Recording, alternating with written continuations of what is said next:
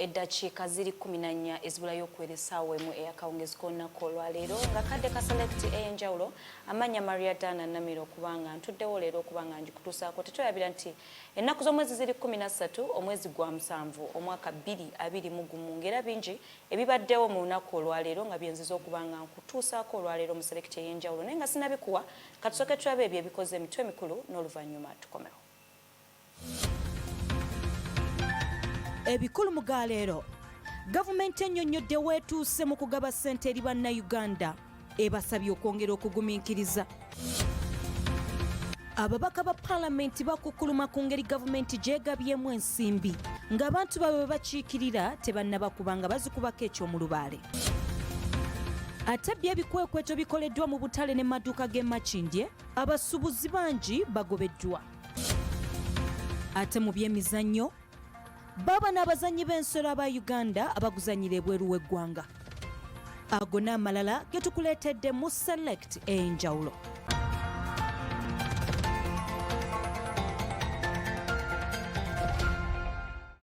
Wow, ate bwe tweyongerayo mawulire gaffe gennyini we tugenda otandikira ye gavumenti okubanga olunaku olwaleero ng'eyita mu minisitule y'ekikula ky'abantu evuddeyo n'eraga abantu weewa weetuuse ku nteekateeka y'okugabira bannayuganda ensimbi ez'abasuubizi bwa gavumenti. Bino byonna bibadde wali ku Media Center mu Kampala ng'era Doreen Nakiwala abaddeyo okubanga akuŋŋaanya emboozi eno katugirabe mu bujjuvu. An amount of Uganda shillings 14 billion 712,531,850 shillings. That is amount that has already been paid for the 38%.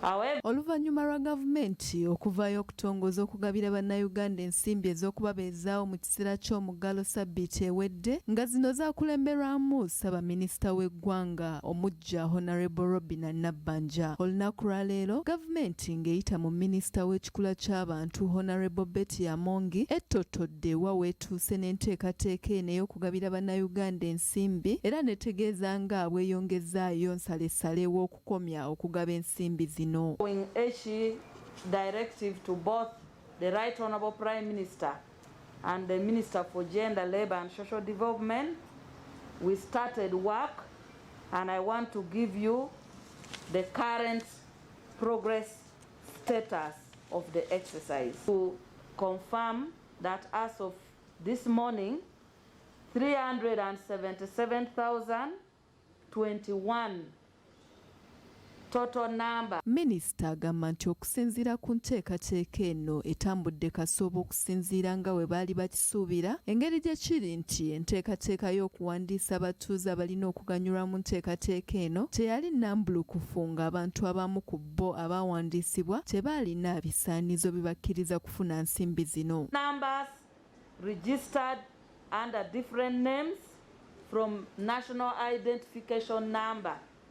As I told you, once you bring a name with a telephone number, we send it to NITA-U, and NITA-U will send it to the telecommunication company to match your telephone number with your name number. Era wano wasinzidde n'atutegeeza nga abantu abakaganyulwa mu nteekateeka eno we bali ebitundu 38 ku buli 100 so nga ate abasigadde bakyakolebwako. This morning at 10 a.m.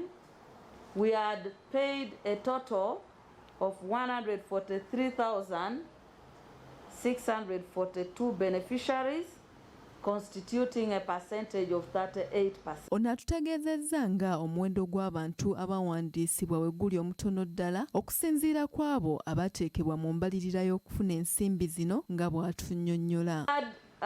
Reason is non-existent stroke unregistered telephone numbers. Maybe somebody can wake up and think about a telephone number and just put it there. Or it is an old number that has already been deregistered. Or sometimes people have also just included a NIN number without any telephone number at all. Ate ku nsonga y'abo abatannafuna nsimbi mu bitundu eby'enjawulo nga tebalina masimu, minisita ategeezezza nga bwe bakyalinze ebbaluwa okuva mu batown clerk ab'ebitundu eby'enjawulo nga babategeeza nga abamu ku bawejjere bwe batannaganyulwa mu nteekateeka eno, ekintu ekijja okubawaliriza okusobola okukwataganira wamu ne Post Bank okulaba nga batuukirira ebitundu eby'enjawulo abantu bano baganyulwe mu nteekateeka eno. Failed numbers that have failed to be paid have been sent back to the cities and municipalities concerned, and the town clerks have either been requested to give an opportunity for correction or to list them under those to be paid by Post Bank mobile banking facility. Ate ye minisita wa byamawulire Chris Balyomunsi asabye bannayuganda okusigala nga bakkakkamu kw'ossa n'okugoberera ebiragiro bya minisitule y'ebyobulamu engeri gye kiri nti ensangi zino omuwendo gw'abantu abakwatibwa obulwadde bwa COVID-19 gukendeera buli lukya. Doreen Josephine Nakiwala, STV Select Ey'enjawulo. Bo ababaka ba Parliament ab'enjawulo si bamativu n'engeri gavumenti gyegabyemu ensimbi eri bannansi ng'olunaku olw'enkya lwekisuubizibwa okuba nga ssente zino zigenda kuba zikomekkerezebwa okuba nga zigabibwa. Bano nno si basanyufu olw'ensonga nti abantu baabwe be bakiikirira wano mu Kampala naddala tebannaba kuba nga bafuna ensimbi zino. Sarah Nakandi yabaddeyo mu Parliament okubeera ng'akuŋŋaanya emboozi eno, nayo katugirabe. Gye buvuddeko gavumenti ng'eyita mu Ssaabaminisita Honorable Robinah Nabbanja yatongoza enkola ey'okugabira abantu abawejjera ensimbi ez'okubayamba mu muggalo guno gw'ennaku 42, ensimbi eziweerera ddala emitwalo 10 nga wano yatunuulira abantu abaweerera ddala emitwalo 5 mu bibuga ne munisipaali. Wabula okusinziira ku minisitule y'ekikula ky'abantu egamba enteekateeka eno yakoma ku Lwokusatu lwa Ssabbiiti eno ekiwakanyiziddwa ababaka ba Paaliyamenti. Emitwalo 5 gajja kuba gaweddeo, gayinza okuba gaweddeo. Naye twakikubamudde ebitundu. Emitwalo 5 bantu batono nnyo ku bannayuganda abali obubi. Era nabo mu Kampala ne bongabo emitwalo 5 bafundikya ne bakoze eki. Tebaweddeeyo so nsuubira nti bagenda kukomekkereza nkya okumaliriza ekyekwaso kyabwe nti bagaba naye singa gavumenti eyinayo essuubi ey'okuyamba bannayuganda ndowooza yandikozesezza abakulembeze abali mu bitundu ebyo byennyini okugamba nti kugaba mmere kugaba ki. Bano bagamba okuviira ddala ku ntandikwa tebakkiriziganya olw'ensonga nti abantu b'omu bibuga si be bakosebwa bokka omuggalo guno nga n'emitendera egyateekebwawo tegyali mirambulukufu yadde. We need the office of the Prime Minister to bring a list on the floor of Parliament with the contact number that they send the money to, one by one, district by district, municipalities by municipalities, cities by cities. Singa gavumenti yali yakutuba kuyamba, so enkola yakoleddwa ekisooka teyayise emitendera gye yalina kuyitamu. Tayinza kubuuka LC chairman w'okukyala amanye abantu baali nabo n'osindika baddiso. Nsubuga ng'ono mubaka w'e Busiro agamba nti si buli muntu eyalambikibwa okufuna ensimbi zino nti we lunaatuukira olunaku lw'enkya anaaba azifunye waneera wasinzidde n'asaba gavumenti okulaba nga efuna engeri endala gy'erwanyisaamu ekirwadde kino nga teyise mu muggalo bannayuganda basobole okuddamu okwesagulira kye banaalya. Bawona baganda bantu sentinge trend Ministry of Health eyogere n'abantu tudde tukole empolampola nga bwe twekuuma tujja kutambuza ensonga ekyo mu kisongole kyendabye abantu bagenda bawona abalwadde abafa bakyali batono kati tukwatira empolampola awo tukwatiza abantu baddeyo bakole. Ate bo ababaka abalala bategeezezza nga bwe bagenda okukunya Ssaabaminisita kubanga ye yalondamu abantu bokka baayagala baganyirwe mu nteekateeka eno era nga baagala n'embalirira y'ensimbi ezigambibwa okuba nga zaaweereddwa bannayuganda. Tumusuubira ku parliamentary floor okunnyonnyola ensonga nnyingi era muzaalina okunnyonnyola kwe kuwa accountability ku bannayuganda abatafunye emmere naye nga babadde basibe ba COVID-19 mu nnyumba zaabwe.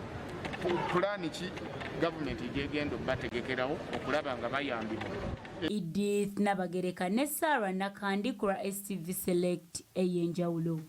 Mbozi eyo yennyini kwe tujja ekibuuzo kyaffe ekigamba nti olowooza gavumenti yenna esobola okutuusa ssente za COVID-19 ku bantu abalina okuzifuna.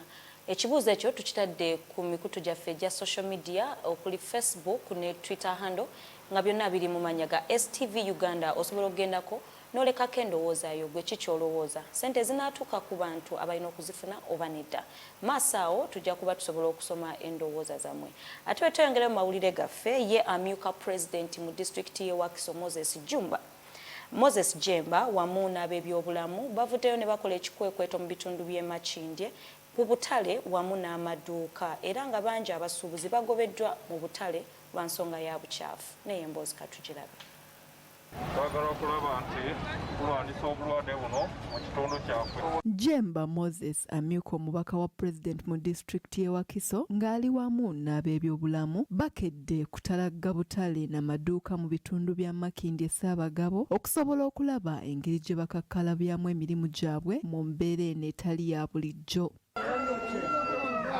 Moses kimubuuseeko bwe basanze ng'abasuubuzi amateeka agaateekebwawo okutangira ekirwadde kya ssennyiga omukambwe owa COVID-19 bagavaako dda naddala nga ekiteeso ky'omukulembeze w'eggwanga eky'okusula mu butale buno kubanga obukyafu bususse nnyo mu katale kano. Omukyalo omu akola ku bakyala abantu abawerera 20 abo ne badda ewaka ne batwali batutte abava ewala musule mu butale mulekerawo okutambula wano ne wali abatalina obutimba bwasiri musawo namugambedde waliwo obutimba baleetere mu bukozese wabula bo abasuubuzi bakanze kwewozaako nga bwe batutegeeza nga bwe bataafuna butimba nga kye kibalemesa okusula mu butale buno kyokka nga abamu bagamba nti balina abaana abato era nga wano we basinzidde ne batutegeeza nga bwe batakyakola kyokka nga ne ssente ez'abasuubizibwa okubaweebwa tebazirabangako.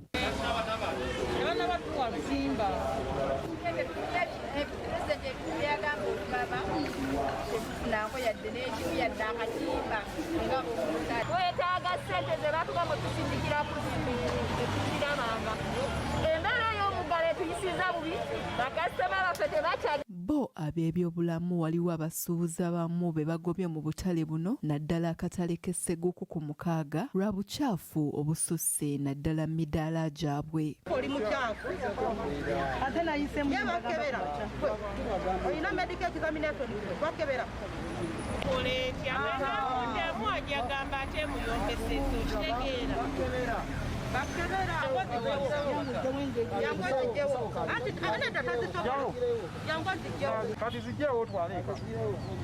Kansala Moses akulira ebyobulamu mu munisipaali ya Makindye Ssaabagabo ategeezezza nga bw'agenda okwongera amaanyi mu kukwasisa obuyonjo mu butale buno abantu basobole okwetangira okufuna endwadde ezitali zimu eziviira ddala ku bukyafu obususse. N'ebino ebiragiro bino ebya okwetangira COVID badde bagezezzaako ekyo nsooka kubeebaza n'ekigambo ky'obuyonjo ku butale obumu tubadde tubunatuuka ku mutindo ekyo kyengenda okutandikirako ne bakama bange next week kubanga embeera tugirabye tugenda kugitereeza.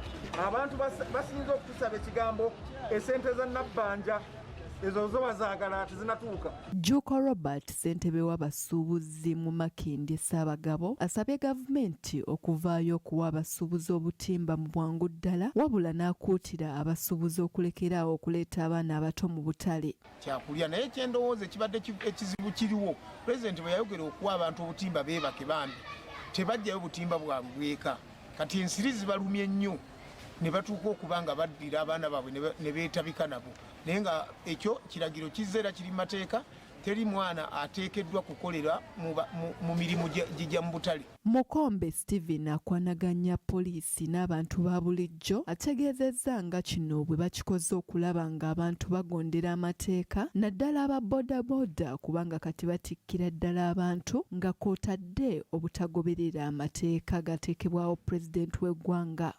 Nga poliisi tukola enforcement ebintu bibateekawo okunaaba mu ngalo masikisi okuva mu butale kusawa emu nga buli omu agenze waka owa booda tali supposed kuvuga muntu analeesa omuntu oyo nga mulwadde ng'alina ebbaluwa y'omusawo okuva mu ddwaliro otherwise owa booda takkiriza okuvuga omuntu ate essaawa 11 zirina okuva ku musa. Doreen Josephine Nachiwala, STV Select Ey'enjawulo. Sabbiiti 2 ennaku 42 ez'omuggalo ezalangirirwa Pulezidenti Yoweri Kaguta Museveni okuggwako ebyentambula ku kisaawe Entebbe byasigala bitambula bukwakku nga naffe olunaku olwaleero tusazeewo ne tuubako olubu lw'ekigere mu bitundu ebyo tulabe embeera nga bweyimiridde nabyo katubirabe. Bwe tutuuseeko ababa bayingira eggwanga we batwalibwa ne bakeberebwa ekirwadde kya COVID-19 abakulira ekifo kino batutegeezezza nti bafuuyira abantu bano n'eddagala lya sanitayiza wamu n'emigugu gyabwe n'okubaggyako sampolo z'okukebera ekirwadde kino. Okusinziira ku mukwanaganya w'emirimu mu kikwekweto kino Andrew Nsawetoba, abantu abayingira mu ggwanga baba sengeka mu mitendera 3 nga bagoberera oba omuntu oyo yagemebwa, ensi gy'avaamu n'ebbanga lyamaze wabweru w'eggwanga singa abanga munnansi wa Uganda. Wabula atutegeezezza nti bannansi abasinga balowooza nti gino emisoso tegyetaagisa so nga gigendereddwamu okukuuma bo nga abantu n'eggwanga, era n'agamba nti begendereza nnyo nga bakola emirimu gino era nga bagoberera ebiragiro bya minisitule y'ebyobulamu. Ono asabye abantu okugoberera emitendera gino kubanga gyassibwawo gavumenti ng'ate gya mugaso nnyo mu kulwanyisa ekirwadde kya COVID-19, era n'agamba nti ebivudde mu kukeberebwa abasaabaze tebisukka ssaawa nnya nga tebinnafuluma. Omwogezi w'ekitongole kiddukanya ekisaawe ky'ennyonyi Entebbe ekya Uganda Civil Aviation Authority Vianney Rujja atunnyonnyodde obulipo obuli mu kisaawe eri abo abafuluma n'abayingira eggwanga bwe bayitamu. Ono era tutegeezezza nti oyo yenna afuluma oba ayingira eggwanga ateekeddwa okubeera n'ebbaluwa ekakasa nti talina kawuka ka korona obutasukka ssaawa 72, era agambye nti bw'otuuka Entebbe ku kisaawe abasobola kwekebejja nga tonnatuuka ku mmeeza ya immigration era ne bakulagirira w'olina okutuula. Agambye nti bannansi abava mu nsi ezaakugirwa okuyingira mu Uganda olw'ekirwadde okweyongera kunyinyitira mu nsi zaabwe okugeza nga India baakukkirizibwa okuyingira singa bagendako mu nsi endala ezisagwa mu kkowe eryo okumala ennaku 28 nga bali mu kalantiini. Trevor Lutalo, Arafat Msoke, ACE-TV Select Ey'enjawulo. Abasomesa mu disitulikiti y'e Nakaseke ge bakaaba ge bakomba olw'ennaku ebayonka obutaaba oluvannyuma lw'amasomero okuggalwa ng'embeera yabatabukako nga n'ekyokulya bawammanta kiwammante nabo katubalabe embeera gye bayitamu. Okuva omukulembeze eggwanga bwe yateekawo omuggalo omwaka ogwaggwa abasooka okukosebwa basomesa na gw'obwannannyini nga n'okutuusa leero embeera ekyabanyiga. Tuubyeko olubu lw'ebigere mu disitulikiti y'e Nakaseke ne twogerako ne Suubi Prudence nga mukulu wa ssomero ery'obwannannyini mu ggombolola y'Ekikamulo atubuulidde nti ye byamusobera dda kubanga abasomesa bonna be yali akulembera omuggalo gw'abakwatira mu ssomero nga yabalabirira mu buli kimu, ekintu kyagamba nti kikalubye ebitagambika. Banga abagezaako okusetulinga abaana bagezaako okumawatere baddamu ne bakola ki ne baggalawo. Kati n'embeera nga nyinawo abantu 3 be baliwo naye nga tetulina ngeri gye tubagabirira, bagamba tewali ngeri yakwerabirira nga ki nti no oba tulina kino oba tulina kino kubanga tewali grants. Jjukira private schools eziyingirawo zezikola. Ono agamba nti ekyamazima singa gavumenti tevaayo mu bwangu okubataasa ekizimba kyalisamba eddagala kubanga embeera ebayinze. Tikubidde gavumenti omulanga mu mbeera efaanananga bw'eti batuyambeko aba private schools. Abasomesa bali desperate bambi tebalina kyakukola kubanga ssente eziyingira zebakola kizebakolerera. Bw'oba otudde omwezi mulamba tokola ki tofuna ssente. You don't get paid for work you have not done. Ye Katali Samuel ow'Emagoma era nga eno ggombolola y'Ekikamulo gavumenti agiwadde amagezi mu kiseera kino okuva ku by'okuwa abantu ensimbi enkalu wabula esale emisolo gy'ebintu ebikozesebwa waka olwo emiwendo gyabyo gikke nga buli omu asobola okubyetuusaako. Nsaba gavumenti oba ne paalamenti etuule eteese nti bwe bibanga kisoboka bajjewo omusolo ku bintu. Sabbuuni abadde agula 4,000 tutandike omugula 2,000, sukaali abadde agula 3,500 tumugule 1,500. Kituyamba okulaba nga twetuusaako ebintu byaffe. Singa banajjako emisolo ku bintu naffe tujja kuba twesiimye nga tukozesa akasente katono. Bano si bokka abadaaga e Nakaseke wabula n'ebiti by'abantu ebirala omuli ababodaboda, abakadde abaliko obulemu n'abalala bangi bali mu kudaaga. Mu mbeera eno omubaka wa Nakaseke Central Alan Mayanja Ssebunya asitukiddemu n'abawa akawunga bagire nga balyako nga bwe balinda ebya gavumenti. Kyokka ono abatuuze abafunye obuwunga bamutabukidde ne bamuzingako nga bamulemesa okubalekawo nga bagenda okufa enjala wabula oluvannyuma bamulese agende naye ne bamutuma ewa Ssaabaminisita Nabbanja Rubina nabo abalowoozeeko kubanga embeera mbi.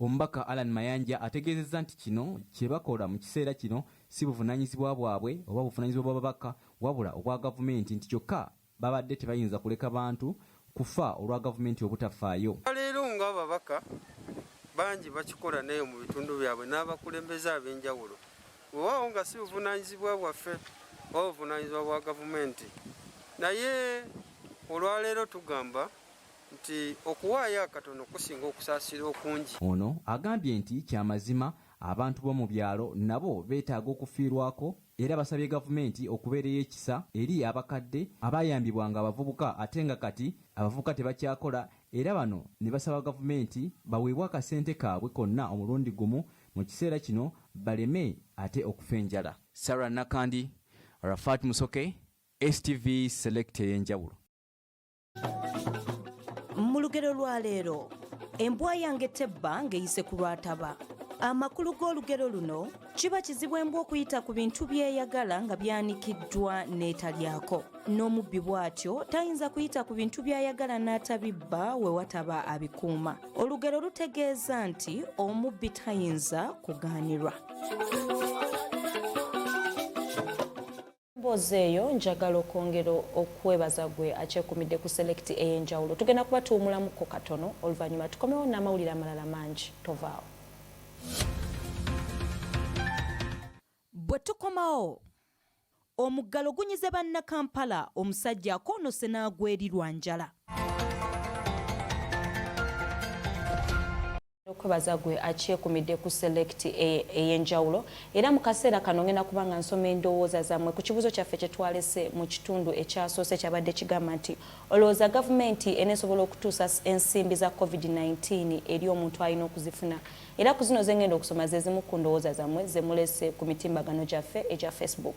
Naawe atanaba kusaako osobola okugenda mu maaso ng'okyateekako endowooza yo. Era nga ntandise ne Bashir Akampulira agamba nti there is no any vulnerable Ugandan going to receive the money. I witnessed yesterday in my community one of my neighbor received the money and yet he owns mobile money business and had wares around. Nahwera Amos agamba byabalema era babiveeko kuba teri eyali azibasabye kwetumiikiriza ate ne boonoona wamu n'okweswaza. Yaba eddoboozi lye Naggulu agamba tejja kusobola ekirina okukolebwa kwe kuggulawo abantu batandike okwekolera wamu ne Ministry y'ebyobulamu okuteekawo amateeka amakakali. Golden Handshake Sada agamba I saw some guy celebrating on TV nti azifunye nga he's considered to be in the middle class abanaku nga bakaaba. Felix Cheyune agamba the answer is big no because the giver herself is omwavu who can't give out what she doesn't have. Alternatively, let government buy COVID-19 vaccines and distribute it to everyone as other countries do. Angela Patrick Naluja agamba tesobola because corruption is at its peak. People are dying of hunger.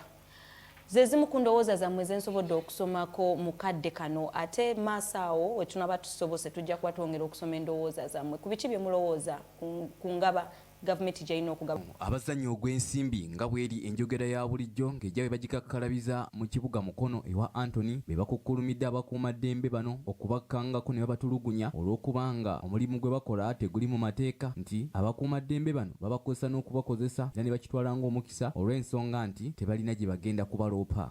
Kubanga abasirikale bangi bayitamu saawa emu baba batuuse batuula ne ku mbalaza zaffe zennyini n'osiŋŋaana ng'atudde ku mulyango n'omukazi n'afuluma n'amukwata n'amugamba neetaaga ssente ate ekyo nga kivudde babakozesa n'okubakozesa bagenda okumusaba ssente n'amala ate n'amukuba. Kati ffe bwe tuvaayo okwogera olw'okuba nti nno ffe tuli banneekolera gyange batugamba nti omulimu tegukkirizibwa. Bonye nnyo siyina buyambi bwonna. Basajja bakale batuyisaamu amaaso oluusi oli akukozesa n'atakusasula. Nabasire Rahma wamu ne Salima batunnyonnyodde okusoomoozebwa kwe bayitamu wamu n'ebikolobero abakuumaddembe babakolako mu budde bw'ekiro era nga bano batutegeezezza nti nabo bakimanyi nti omulimu gwe balimu gumenya mateeka naye bagulimu lwa mbeera kubanga balina obuvunaanyizibwa. Mukyalo n'ennyuma naye ne mpulira nga bituuse wano oluusi nga ngenda mu nnimiro z'abantu ne nkolamu 5 kale nawulira nga mpikoyikoyingira naye nange sibyagala tewali ayagala kola naye embeera zitabukako n'osanga nkulingirizibwa kwa maanyi abasajja babiisaamu nnyo amaaso bambi waliwo abajja nga zo n'ekigendererwa kye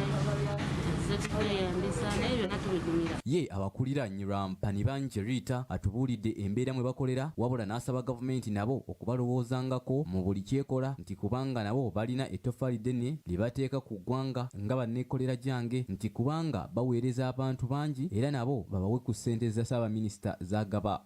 Gyange tetutunuulirwa era baatusuulira ddala emabega ate nga gavumenti yandibadde etutunuulira nnyo kubanga naffe tuli kitundu kuyo kubanga abantu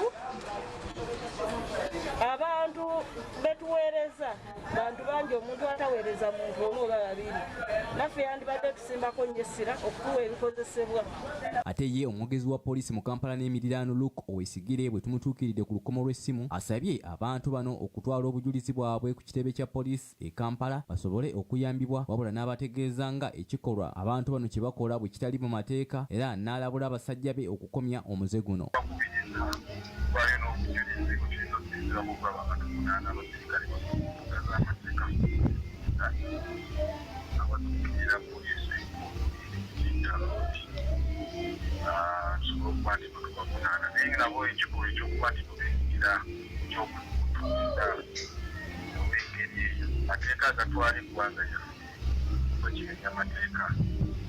Wabula tutegeddeko nti Father Sebitogo atwala Kiriziya ya St. Paul e Wantoni yawandiise ekiwandiiko eri mmeeya wa Mukono Elias Nkoyoyo nga asaba abantu bano okuva mu maaso ga Kiriziya eno nti balaga ebikolwa ebikyamu nga basinziira mu maaso ga Kiriziya. David Tenywa Karogoyi, Arafat Musoke, ASTV Select Ey'enjawulo. David ne Arafat Musoke mwebale nnyo ku emboozi eyo. Ate wano mu kibuga Kampala omwami yakazibwako eri akawalaata nga musituzi wa migugu mu kibuga Kampala asangiddwa nga agudde mu paaka ya taxi empya nga kiteberezebwa okuba nti yandiba enjala. Naye emboozi katugirabe. Omwami atategerekeseeko mannya g'amatuufu gwe bakazaako eri akawalaata nga musituzi wa migugu mu kibuga Kampala asangiddwa agudde wansi mu paaka empya ng'ataawa wabula okusinziira ku batuuze bagamba nti yandiba nga njala yeemuleetedde kamunguluze n'agwa era abatuuze bagezezzaako okumuwa ku by'okunywa ng'amata ne gulukosi okusobola okuzza obulamu bwe.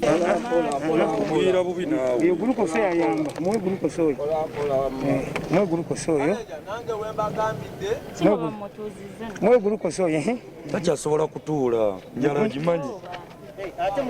Kawalaata yagudde ku ssaawa nga 12 ez'okumakya wabula ekijja abatuuze mu mbeera kwe kubanga zigenze okuwera ssaawa nga 5 ez'okumakya nga mutuuze munnaabwe akyaliwo nga teri ayamba wabula wazzengawooko abantu ab'enjawulo era tulabyeko n'omu ku bakozi okuva mu kitongole kya Red Cross ng'akuba ku ssimu y'okufuna obuyambi. Obanga bakyeyamaani nabo tebagamba nti bajje batuwandiike nti oba bakole ki ne bakyeyamaani baze batunuulidde omusajja buli omu atambudde akoze agenda bugenda. Right now, I'm near him. the president, Yes. does he have any physical injuries? Not really. Can he talk? He can't.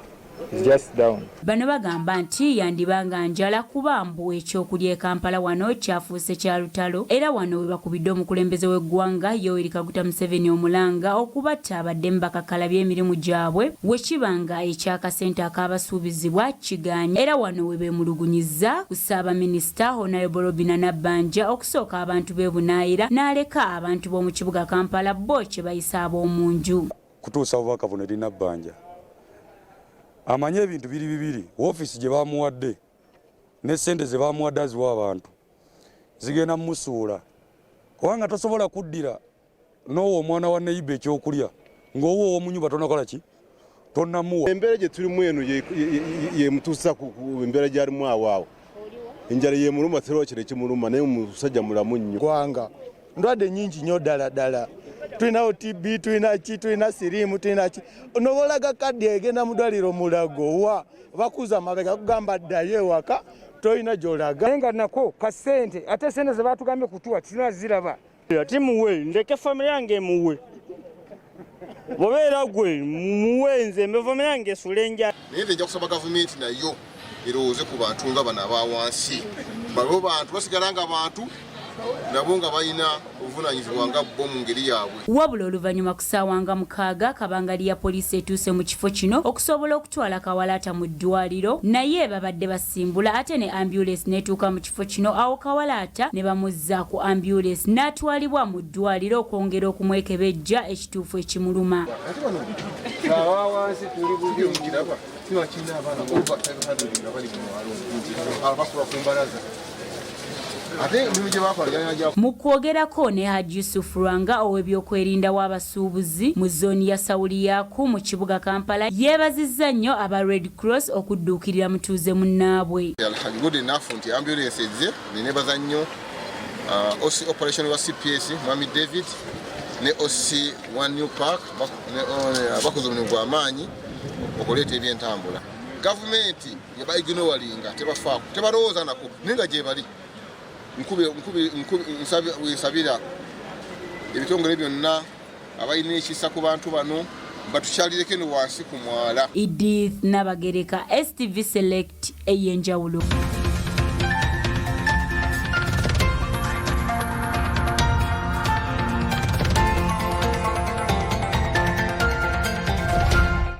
Webale nnyo kurembooza eyo gy'otukuŋŋaanyiriza okubeerawo nga otuwa ebyo bye tuba tetusuubira oba bye tuba tetumanyi era ne mu kaseera kano kennyini tugenda kuba tufuna ebyo ebiri mu nsi ebyemizannyo ne Saikasin Sekalala. Webale mawuli mwanyinazi. Weewaawo. Akawungeza akalungi mwenna abeekumidde ku STV amanya gange nze Saikasin Sekalala kadde kamuli gaffe ag'ebyemizannyo mu mawulire gaffe wano aga Select Ey'enjawulo wanoka ku STV okutwalizaamu.